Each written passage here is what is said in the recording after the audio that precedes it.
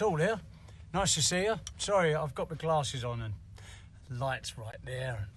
Hey, last night I was talking to one of my students, and he said he wanted to know about an approach to use one of the books that certainly I've been through. I think an awful lot of drummers have, which is Stick Control by the great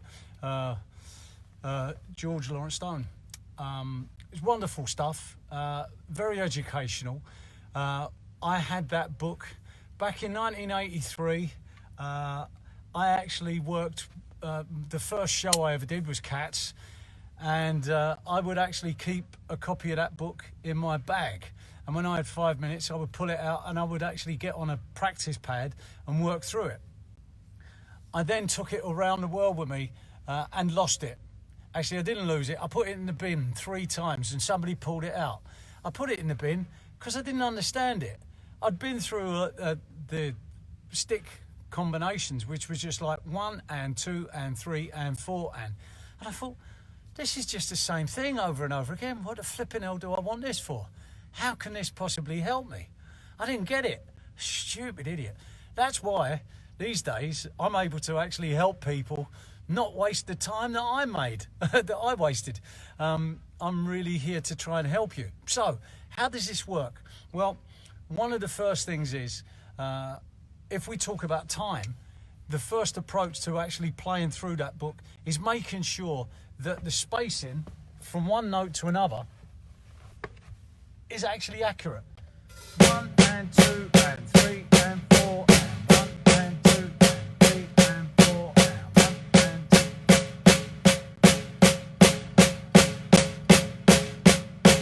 Not bad, not bad. I've had better days, can't think of one, but I have. The whole thing about that is that it's just right, left, right, left, right, left, right, left.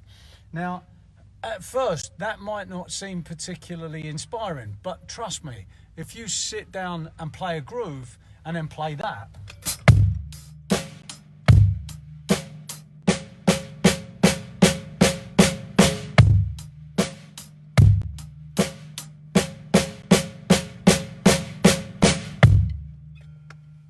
now, as simple as that sounds, when you get it accurate, when you work with a metronome, it's amazing. It really is amazing.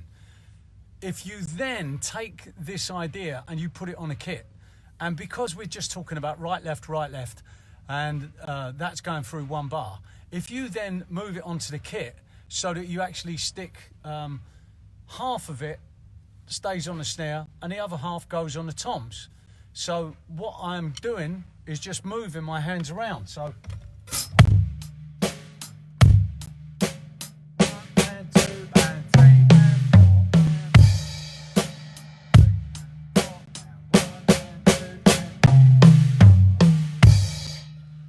to hear that there's a sound there, and really when we start to play fills, we need to be comfortable and confident about the accuracy of the space between the notes.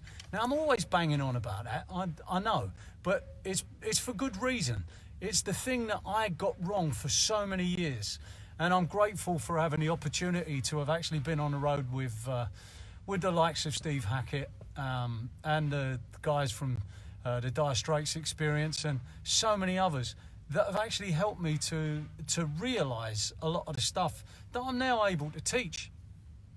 When you start to move around a kit, what's really important is the space between the notes. So you're learning time first and foremost. You're also learning accuracy in terms of the dynamic balance between the right and the left hand. But if we take this exercise and we stick it on the kit, now we're just, this is, I think, the first exercise in the book. Right, left, right, left, right, left, right, left. 1 and 2 and 3 and 4 and dead simple. So now what I'm going to do is I'm going to put 4 of them on the snare and 4 of them around the toms.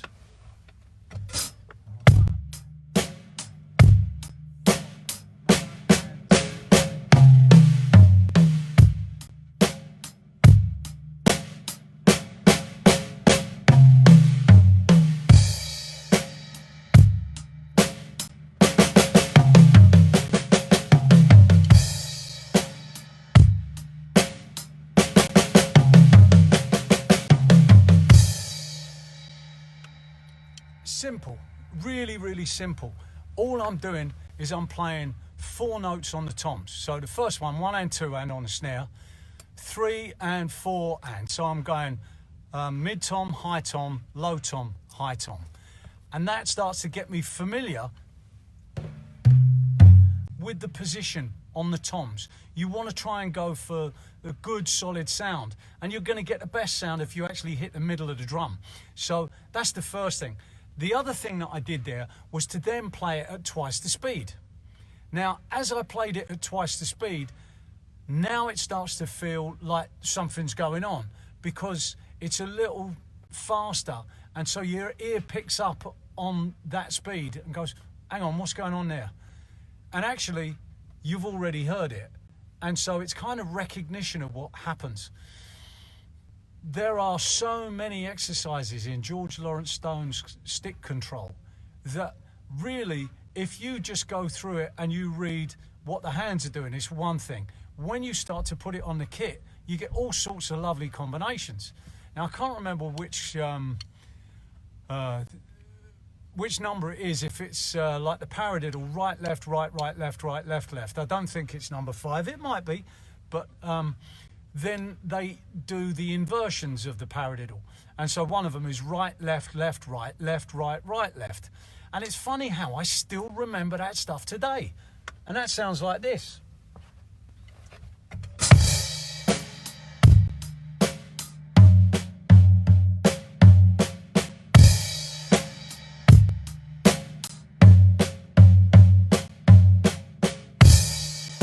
Double it.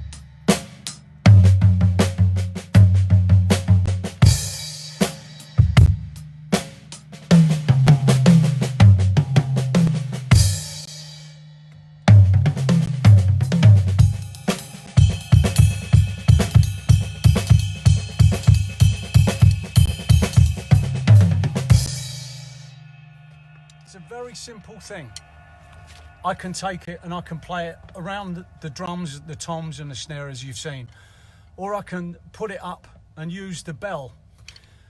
What's really funny about this is I remember that particular combination many, many moons ago with a great drummer who I believe now lives in, I think he's in Munich.